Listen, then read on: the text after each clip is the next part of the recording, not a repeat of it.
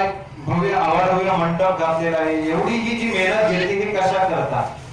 का शेजारच्या गावातल्या लोकांनी सत्ता केला, आपण जर केला नाही तर आपल्या गावाची इज्जत कमी होईल म्हणून?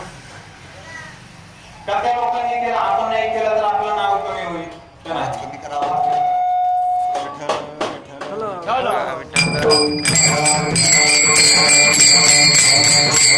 कीर्तन का करायची, कीर्तन का ऐकायची, कीर्तन का सांगायची, याची दोन कारण. पहिलं कारण आहे पारमार्थिक स्वरूपात आणि दुसरं कारण आहे आंतरराष्ट्रीय स्वरूपात. पहिले पारमार्थिक कारण.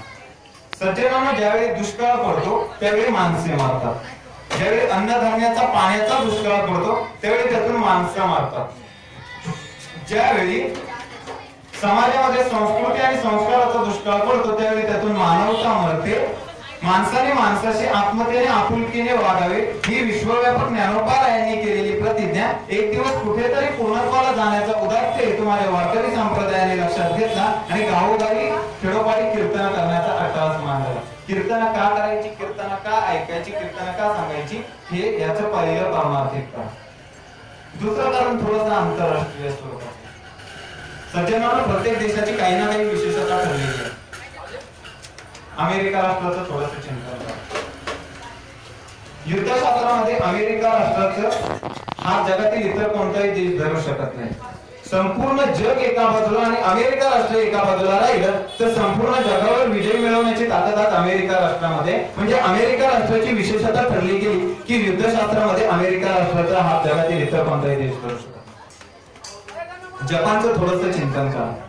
हिरोशिमा आणि नागासाकी या शहरांवरती अणुबॉम्बचा प्रयत्न झाल्यानंतर देखील त्या धक्क्यातून सावरून आज जपान उद्योगधंद्यामध्ये अग्रेसर राष्ट्र म्हणून गणलं जातं. बाजारामध्ये गेलो तर कोणतीही वस्तू घ्या, मेड इन जपान किंवा मेड इन चायना. म्हणजे जपान या देशाची विशेषता ठरली गेली की उद्योगधंद्याच्या बाबतीत जपान या देशाचा हा जगातील इतर कोणताही देश करू शकत नाही. पाकिस्तानचं थोडंसं चिंतन करा. घुसखोरी आणि दहशतवाद माजवण्याच्या बाबतीत पाकिस्तान सारख्या देशाचा हा जगातील इतर कोणताही देश करू शकत नाही. तशी माझ्या भारत मातेची देखील एक विशेषता ठरलेली आहे की अध्यात्म, संस्कृती आणि संस्काराच्या बाबतीत माझ्या भारत मातेचा हा जगातील इतर कोणताही देश करू शकत नाही.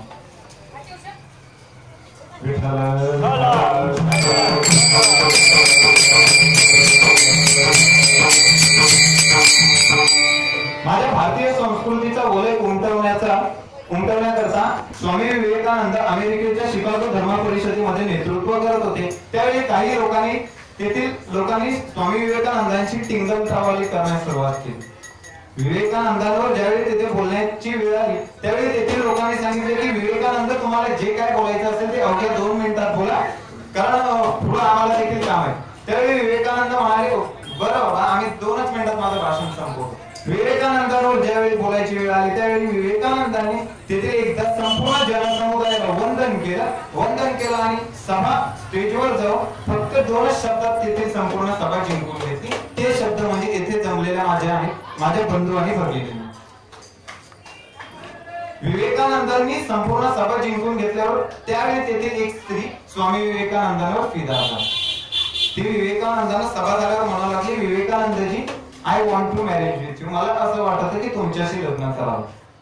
त्यावेळी विवेकानंद म्हणाले, it is impossible because I am Indian and Indian culture is great culture of the world. बाई, मी भारतीय संस्कृतीमध्ये वाढलेला विवेकानंद आहे. माझ्या भारतीय संस्कृतीची 5 पंचशील तत्व ठरलेली आहेत. आचार्य देवो भव, अतिथी देवो भव, गुरुपदेश देवो भव, मातृदेवो भव आणि पितृदेवो भव. माझ्या भारतीय संस्कृतीचं सत्यमेव जयते हे ब्रीद वाक्य आहे. त्यामुळे मी तुमच्याशी लग्न करू शकत नाही. त्यावेळी ती स्त्री स्वामी विवेकानंदांना पुन्हा म्हणाली, विवेकानंदजी, पण मला असं वाटतं की तुमच्याशीच लग्न करा. त्यावेळी विवेकानंद म्हणाले, बाई, अशी कोणती विशेषता माझ्यामध्ये दडलेली आहे की त्या कारणास्तव तुम्हाला माझ्याशी लग्न करण्याची इच्छा वाटते. त्यावेळी त्या स्त्रीने गालामध्ये स्मित हास्य केलं आणि ती स्त्री विवेकानंदांना म्हणाली, विवेकानंदजी, तुम्ही ज्ञानी आहात, बुद्धिमान आहात, हुशार आहात. तुमच्याशी लग्न केल्यानंतर तुमच्यासारखाच ज्ञानी, बुद्धिवान आणि हुशार पुत्र मला प्राप्त व्हावा ही माझी इच्छा आहे. त्यावेळी विवेकानंदांनी त्या स्त्रीला उलट असे 2 प्रश्न केले, बाई, तुम्ही म्हणताय ते मला मान्य आहे, पण मला एक सांगा, माझ्याशी लग्न केल्यानंतर माझ्यासारखाच ज्ञानी, बुद्धिवान आणि हुशार मुलगा होईल हे कशावरून? बरं, आणि जरी ज्ञानी बुद्धिमान झाला तरी देखील तो मुलगाच असेल हे कशावरून? म्हणजे विवेकानंदांनी तेथे आपली संस्कृती जतन केली आहे. तुकोबाला यांनी एका ठिकाणी सांगितलेलं आहे, पराविया नारी रखुमाई समान, म्हणजे आपली संस्कृती जतन केली. पण आजकालची जर पिढी असती तर म्हटली असती चल गोव्याला जाऊन येऊ. तसा जर विचार केला ना तर आजकाल आपली हिंदू धर्म संस्कृती किती लोप पावत चाललेली आहे याचे एक छोटंसं उदाहरण सांगतो. पूर्वी आपल्या घरातील स्त्री घराच्या बाहेर निघत असताना संपूर्ण शरीर झाकीत इतपत अंगावर कपडे घालायचे आणि मग घराच्या बाहेर निघायचे. आजूबाजूला आणि माझ्या समोर बसलेल्या स्त्रियांची माफी मागून बोलतो, कोणाला राग ना काही बोलू. पण ही एक सत्य घटना आहे की आज जर आपण समाजात पाहिलं तर हल्लीच्या म्हणजे बाहेरची लोक आपल्या भारत देशामध्ये येतात ती आपली संस्कृती आचरणात आणण्यासाठी, आणि आपण काय करतो, आपणच आपली संस्कृती लोप पावत चाललेलो आहे. स्त्रियांवर अत्याचार होण्याला कारण पुरुषच नाहीये तर जितके पुरुष आहेत त्याच्या काहीतरी पटीने स्त्रिया देखील त्यांच्यावर अत्याचार होण्यासाठी कारणीभूत आहे. कारण सिंधुताई सपकाळ यांचं एक सुंदर वाक्य आहे, जोपर्यंत स्त्री आपले संपूर्ण शरीर झाकीत इतपत कपडे घालत नाही तोपर्यंत स्त्रियांवर होणारे अत्याचार कदापि थांबू शकत नाही. म्हणजे स्त्रियांवर अत्याचार होण्यासाठी स्त्रिया देखील कारणीभूत आहेत, आपण म्हणतो की पुरुषच कारणीभूत आहेत. आता जर विचार केला तर कोपर्डी हत्याकांड प्रकरणानंतर आतापर्यंत जवळजवळ नाही म्हटलं तरी 9 ते 10 ठिकाणी स्त्रियांवर अत्याचार झालेले, तरी देखील आपल्या सरकारला जाग घेत नाही.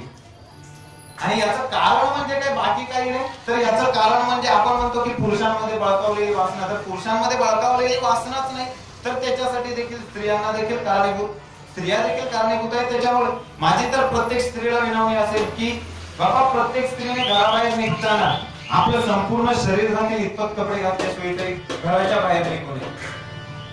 मला सांगण्याचं तात्पर्य इतकंच आहे की आजकाल आपली संस्कृती आहे, त्यावेळी स्वामी विवेकानंदांनी संस्कृती जतन केली. कीर्तन का करायची, कीर्तन का ऐकायची, कीर्तन का सांगायची, याचं हे दुसरं कारण. विठ्ठल